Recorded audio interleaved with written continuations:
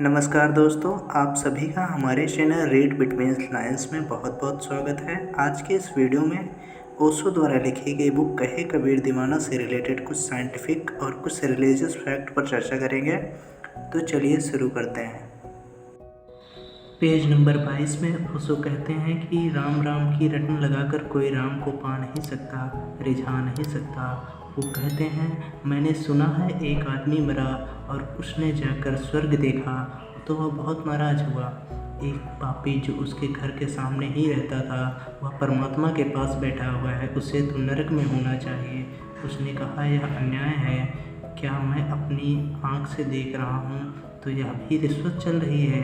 भाई भतीजा बात चल रहा है, क्या मामला है? यह आदमी यहाँ कैसे बैठा है? यह पापी है और मैं सदा तुम्हारा गुणगान गाता रहा और सिवाय कष्ट के मुझे ज़िंदगी में कुछ ना मिला। अब यह कष्ट तुम मुझे दे रहे हो कि यह पापी को यहाँ देखना पड़ रहा है स्वर्ग में, तो मतलब हमारे पुण्य का क्या है? तो परमात्मा ने कहा, तुम इसमें ही खैर समझो कि तुम स्वर्ग में हो, इरादा तो तुम्हें नरक में भेजने का था।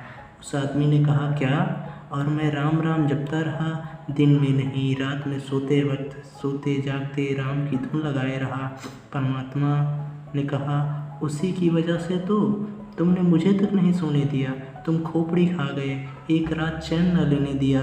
तुम काफ़ी सौभाग्य समझो कि तुम यहाँ प्रवेश किए जा रहे हो और यह आदमी है यहाँ, क्योंकि इसने मुझे कभी सताया नहीं। इसने ना तो कभी कोई प्रार्थना की, न पूजा की, न कभी मंदिर गया। दुनिया इसे पापी समझती है क्योंकि दुनिया जिसे पुण्य समझती है वह पुण्य ही नहीं है।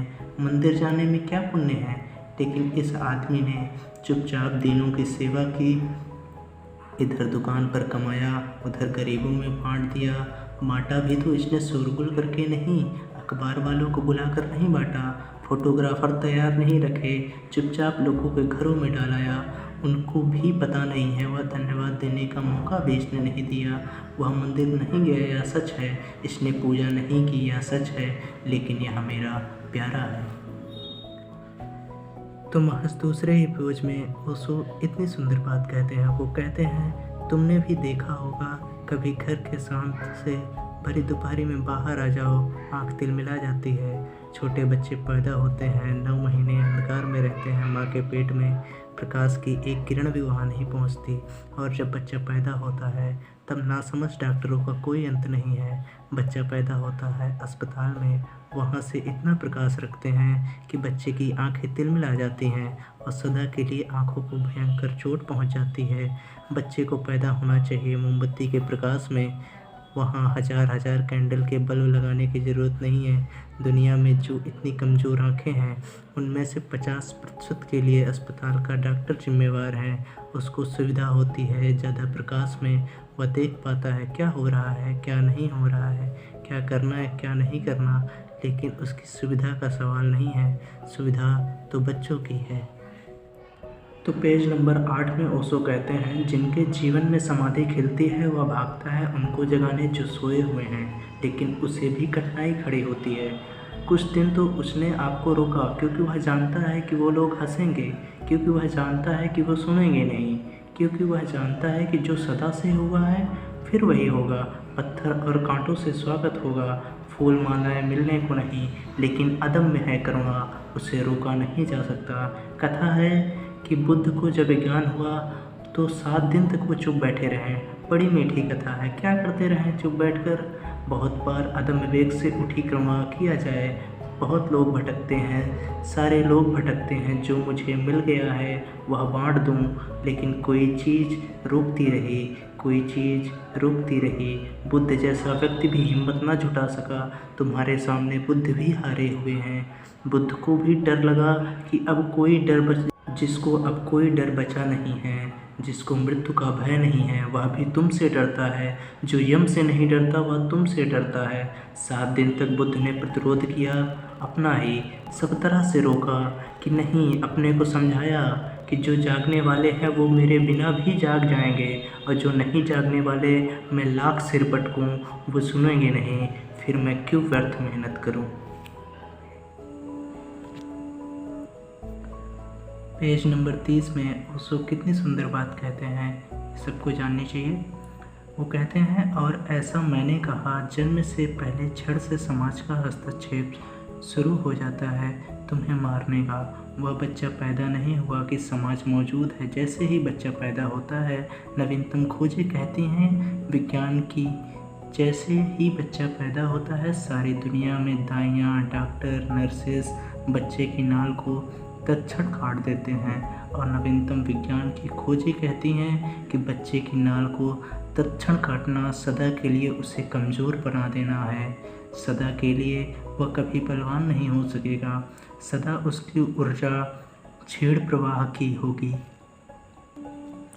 उसके पीछे कारण है माँ के पेट। बच्चा श्वास खुद नहीं लेता, नाभि से जुड़े नाल से ही उसे श्वास लेती है।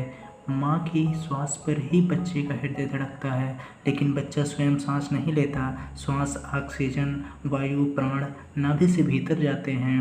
यह बच्चे की व्यवस्था है माँ के पेट में कि माँ का एक अंग है, माँ का अंग होकर जीता है। जैसे ही बच्चा माँ के पेट से बाहर आया, एकदम से श्वास नहीं ले सकता, क्योंकि नए यंत्र को चलने में थोड़ा वक्त लगेगा। भीतर एक बड़ा रूपांतरण घटेगा।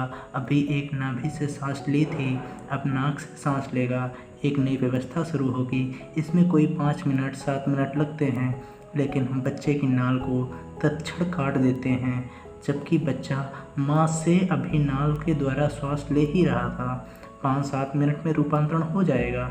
बच्चा सांस लेने लगेगा, उसका हृदय धड़कने लगेगा, तब तुम नाल को काटना, क्योंकि अब बच्चा स्वयं अपनी ऊर्जा को पाने लगा। ज़्यादा देर नहीं लगती, 5-7 मिनट का ही मामला है, लेकिन धैर्य नहीं है समाज को। ओशो पेज नंबर 58 में कहते हैं, अब यह बड़े मज़े की बात है कि आदमी जिंदा आदमी हो, तैरना ना जानता हो तो डूब कर मर जाता है, लेकिन जब मर जाता है तो पानी के ऊपर आकर तैरने लगता है। मुर्दे भी जानते हैं कैसे तैरना, और जिंदा आदमी डूब जाता है। मुर्दों को कोई कला आती है जो जिंदों को नहीं आती। मुर्दे का संदेह समाप्त हो गया, मुर्दे की घबराहट मिट गई। मुर्दा और क्या होगा, जो होना था हो चुका। अब यह नदी भी क्या करेगी, अब यह सागर भी क्या मिटना ख़त्म हो गया है। तत्क्षण नदी उसे ऊपर उठा देती है, क्योंकि तुम्हारे शरीर में इतनी वायु है कि तुम पानी में तैर सकते हो। लेकिन तुम सिर्फ स्मरण नहीं है कि तुम पानी से हल्के हो, क्योंकि तुम्हारे रोए रोए में वायु भरी है। तुम एक गुब्बारे की तरह हो जो पानी में तैर जाते हैं बिना हाथ पैर फड़फड़ाए। वस्तुतः लोग डूबते हैं वो तैरना ना जानने की वजह से नहीं, ज़रूरत से ज़्यादा हाथ पैर फड़फड़ा देते हैं, उसी में डुबकी खा जाते हैं। मुंह में पानी भर जाता है, श्वास अवरुद्ध हो जाती है, प्राण निकल जाते हैं। हर एक तैरना जानकर ही पैदा हुआ है। पेज नंबर 70 में ओशो बहुत ही अच्छी बात कहते हैं। वो कहते हैं, तुमने देखा होगा भैंस को अगर छोड़ दो तो वह सभी घास ना खाएगी, उसका अपना घास है वही खाएगी, बाकी घास छोड़ती जाएगी। जो उसका भोजन नहीं है वह नहीं करेगी। सिर्फ मनुष्य ऐसा है जो सभी चीज़ें खाता है, कोई पशु सभी चीज़ें नहीं खाता, क्योंकि पशुओं के सब शरीरों के अपने आयोजन हैं। कौन सी चीज़ ठीक बैठती है, सिर्फ आदमी सब खाता है। सब कोई ऐसी चीज़ मैंने नहीं देखी, मैं इसकी खोजबीन करता रहता हूँ कि क्या कोई ऐसी चीज़ है दुनिया में जिसको आदमी नहीं खाता। नहीं, सब चीज़ें चींटी खाने वाले लोग हैं, चींटा खाने वाले लोग हैं, सांप बिच्छू खाने वाले लोग हैं, कुत्ता भी खाने वाले लोग हैं। मैं अभी तक पा ही नहीं सका कोई ऐसी चीज़ जिसको कहीं ना कहीं कोई ना कोई मनुष्य जाति का अंग ना खाता हो। हालांकि दूसरे उस पर हंसते हैं। चीनी साफ खाते हैं, और चीन में स्वादिष्ट से स्वादिष्ट भोजनों में सांप एक है। अफ्रीका में दीमक, चींटे लोग इकट्ठा करके रखते हैं बोरी भर भर कर, फिर उसको तलते हैं और खाते हैं। बिच्छू खाने वाले लोग हैं, छछूंदर को भी नहीं छोड़ते। कोई ऐसा प्राणी नहीं है जिसको आदमी ना खाता हो, कोई ऐसा कुल नहीं है जिसको आदमी ना खाता हो, कोई ऐसा जहर नहीं है जिसका सेवन आदमी ना करता हो। सांपों को पाल कर रखते हैं लोग, उसको जीभ पे कटाते हैं, घड़ी दो घड़ी की मस्ती आ जाती है। आदमी खतरनाक जानवर है, इससे ज़्यादा खतरनाक कोई भी नहीं है। तो आज के लिए बस इतना ही। ये मेरी पहली वीडियो है। यदि आपको कोई इन्फॉर्मेशन फैक्ट अच्छे लगे हों तो प्लीज़ वीडियो को लाइक करें और दोस्तों को शेयर करें। ये नया चैनल है तो चैनल को सब्सक्राइब कर लें। तो मिलते हैं अगले वीडियो में, तब तक के लिए नमस्कार।